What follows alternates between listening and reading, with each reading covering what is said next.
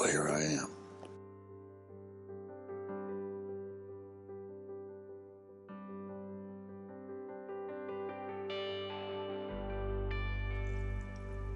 And in North Carolina, sitting in my climbing tree stand. This place is cool, but man, the noises I hear down here are not like the ones at home. Pretty cool. Just got, just started getting light, as you can see. So a lot of stuff going on this morning.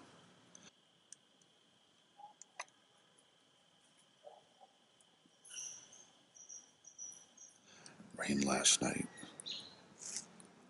and it's real clear now. So maybe things are going to start. Things are moving around. It's just a question of are the deer going to move around me? So fun stuff.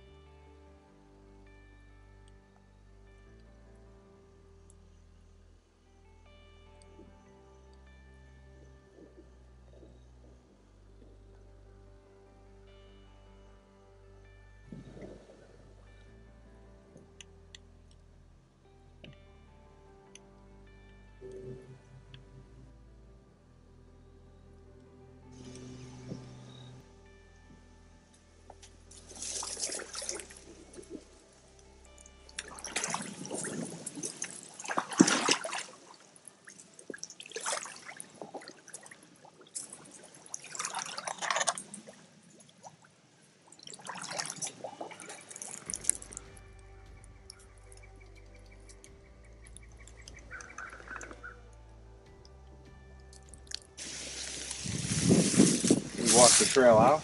On the way back in, there was a scrape on the ground. Yeah, so he made the scrape between 10 and 3 in the afternoon. So that kind of coincides with that the lunar table you were looking at.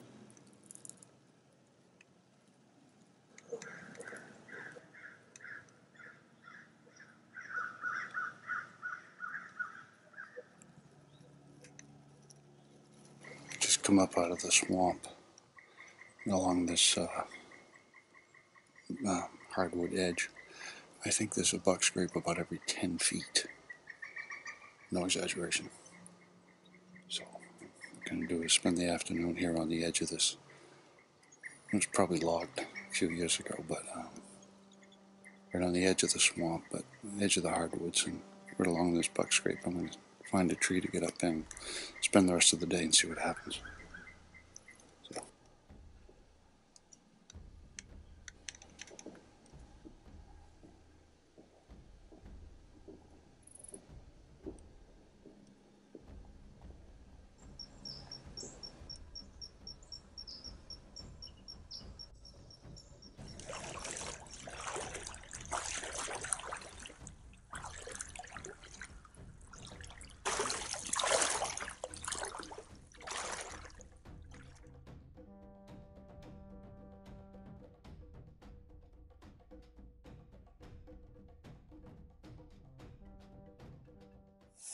Oh, what do we have here, Matt? So what we have here is what you would call a fair North Carolina. Maybe this is a 5-point. Yeah. Stiffened up a little bit. Oh yeah. Nice healthy deer. Not bad. He's heavy. Yeah, I heard the shot about 20 minutes after we split up. So kind of to go over real quick. So I had sat up over here on the ground in a chair, and had seen some does out in this field, kind of milling about, and we know that it's the rut right now. Yep. So I gave it some time to develop. One of the does had busted me, and they kind of all ran off. So I just sat here for a bit. Maybe about 5 minutes later, that guy right there came from this direction, off this side, ran over here, and you can see this is kind of where it went down. I shot him. He was standing right there. I was maybe 15 feet, well, maybe a little bit more, 25 feet that way. Yep. He ran out into the field. You can kind of see the trail mark. Yeah. And so you dragged him over though, back to over here, back to where you shot him. And as you can see, this field right now, even though it doesn't have, usually these fields get hot after the harvest when I think they grow winter wheat or rye. Yep. When they start shooting up, the deer kind of go nuts. Yeah. For this this type of browse, but the acorns are just starting to drop, and it's the rut, so it's a good time to be in the woods. Yeah, I would say, and this is kind of proof positive that everything you just said is kind of true. Yeah, I mean, he came, his nose was to the ground. Yeah. His nose, so he didn't even see me. I was sitting there. I was actually texting. I'm a 20th century redneck, so I was texting somebody. He came up. Being the seasoned hunter I am, I put my cell phone down and took the shot, and then I finished my text, being the responsible hunter. Yeah, being the responsible. And what was it, 20 minutes into the hunt probably? Half hour maybe, tops? Maybe about 30 minutes. Yeah. The way I like it. Nice. All right, well, we got some work to do, I guess, now. Yeah, a little bit. All right.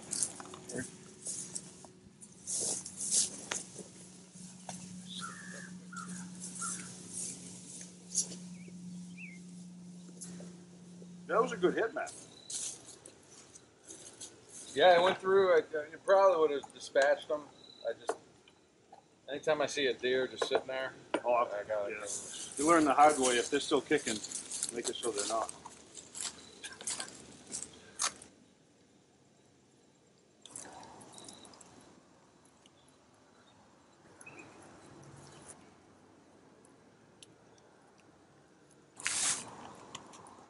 Good job. I always take my time. Yeah, it's worth it. You know.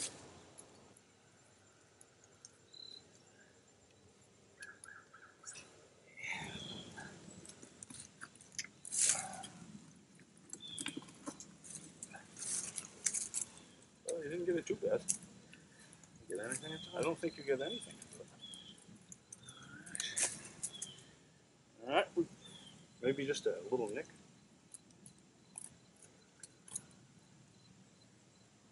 Boy, that is a surgical instrument. It is. But I don't think you might have just nicked it. Up in there, maybe. Got some cut it on the way out. Yeah. There we up. Right there. Just a little bit. That's okay. That's not bad. But you can see those lungs. That was a perfect lung shot.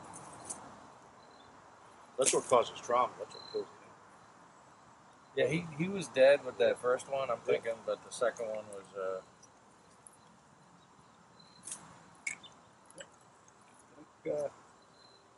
That's the stuff you can do on the meat bowl.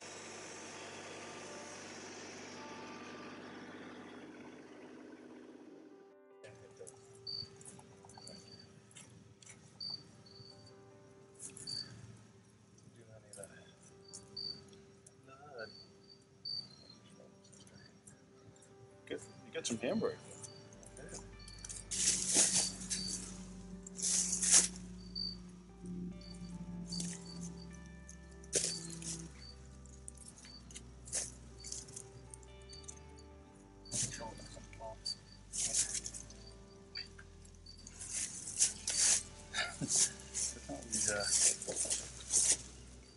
Those Koloks are very effective.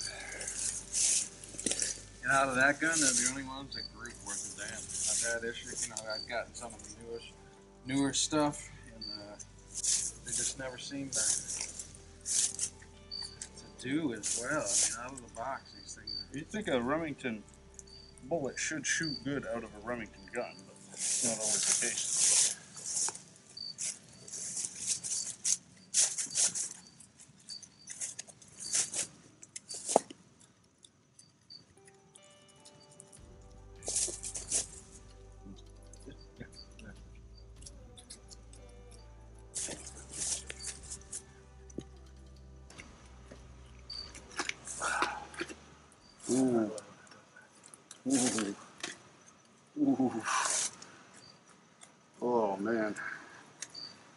Oh man. Yeah. Thing on? Yeah, oh yeah. That's what it's about, right here. Back straps for breakfast. Lunch dinner. Lunch dinner. That's happy.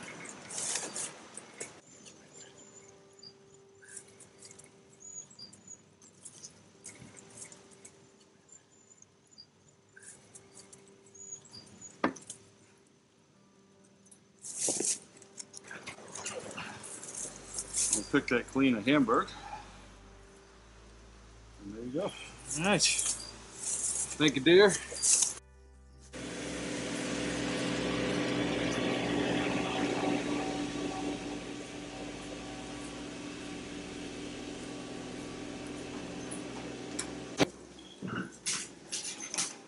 So you want to do, we'll throw in some bacon with it. We're going to try something different. We're going to grind up a little bit of venison and throw in some bacon along with it. Matt wants to have some bacon with his venison, so. Who doesn't want bacon with their venison? I do.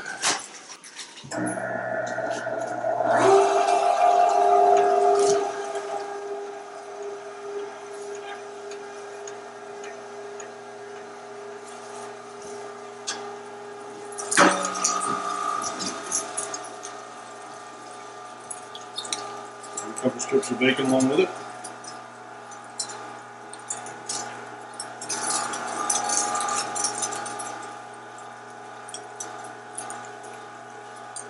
We'll throw in a strip of bacon.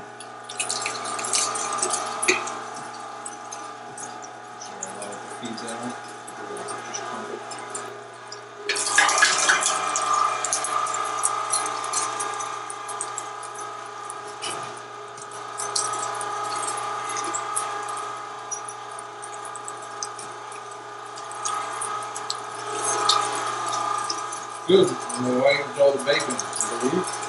Yep. There's no fat on this one. Well, there was when we took it all off. Was that William Collins spinning for a knife? Oh, yes. So what do you Quite think? the tool. What do you think about that? I think it's, you get what you pay for, and that's a heck of a knife. Yeah, sure. We'll do a little some machine shots off. We'll talk about it. I'll tell you what, I mean, it's definitely a tool for the job. See how nice and see how that's not getting all greasy and That's great. And that's due to this cold cotton. That keeps the head cool so it doesn't overheat. You can feel it's still cold. That's it. That's it. Yeah. This. Rinse that out. Break it down. What we'll do is we'll put that right back into the freezer just in case. We shoot another one this afternoon. Put that.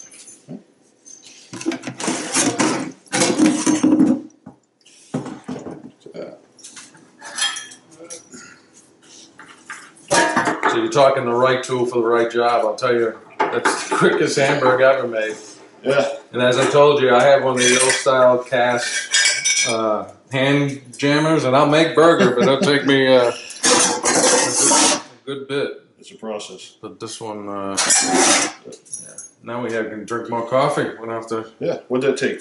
Did it take? It took us longer to set it up than it did to grind up everything. But so they say, I think I said it already. The having the right tool for the right job when you're making burger. This is definitely a great tool. Yeah. But having used this knife to process that deer I shot, yeah. I mean it's incredible, the versatility and the utility of this knife. And I think Mr. Collins is going to be getting an order from this individual. As soon as we wash our hands, we're going to give him a call. We will make one up.